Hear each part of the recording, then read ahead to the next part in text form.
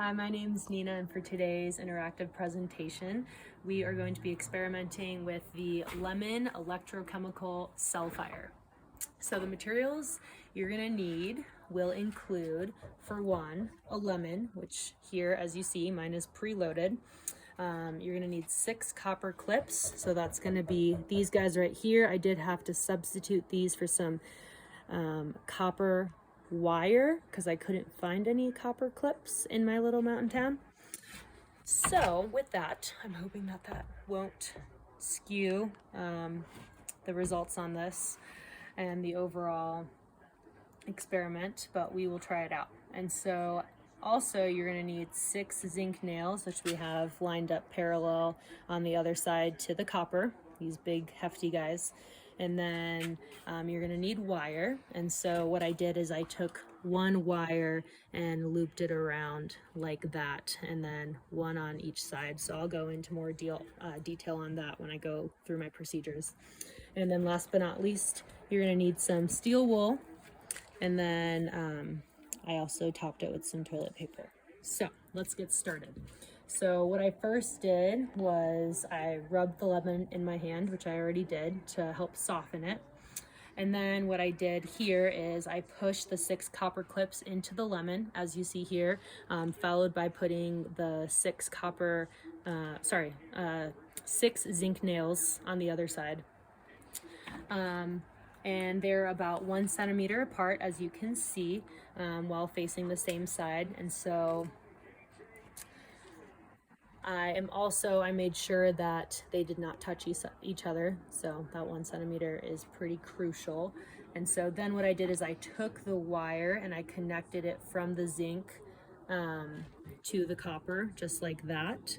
And what's specific about that is I left one copper out and one zinc out, where I attached just separate wire on each ends. So then I have my charges. And with that being said, we're going to create this reaction between copper and zinc that will hopefully create electricity. So now with the lemon already being connected,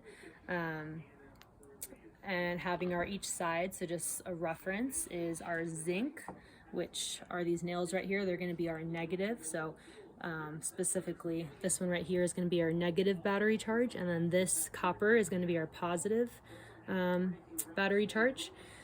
And so now this complete product is actually complete, and what it should do is produce about 5 volts of electricity if all works out. So what I have here is my steel wool that's already set up, and then you're going to want some dry tinder, which I used paper towels. You can also use toilet paper. I think I said toilet paper, but I'm actually using paper towels. And so then we're going to place these wires from the lemon, and what this is going to do is we're going to create a short circuit. So I'm going to put these wires on steel wool.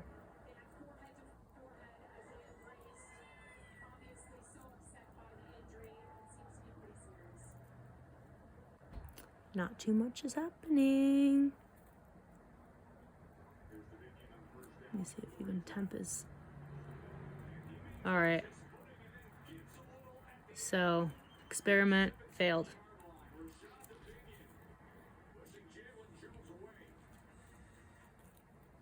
Yeah, that's all right. That's a fail.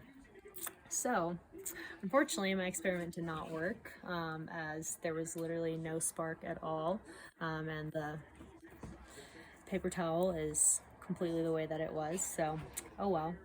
So let's just go into why the lemon electrochemical cell fire does occur, as you saw in the video. So I think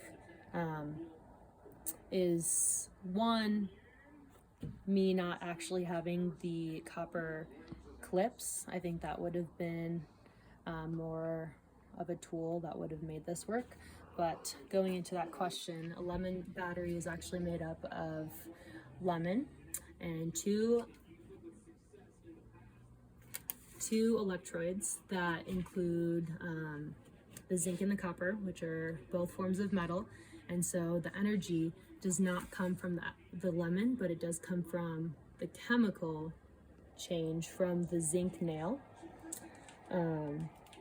And so the battery created has a copper and zinc electrode separated by the electrolyte lemon juice that's in the lemon. And so that's going to generate the electricity from the path to move from one electrode to the other. So both zinc and copper conduct that electricity well, as learned from this course in our modules, that metals do indeed conduct electricity.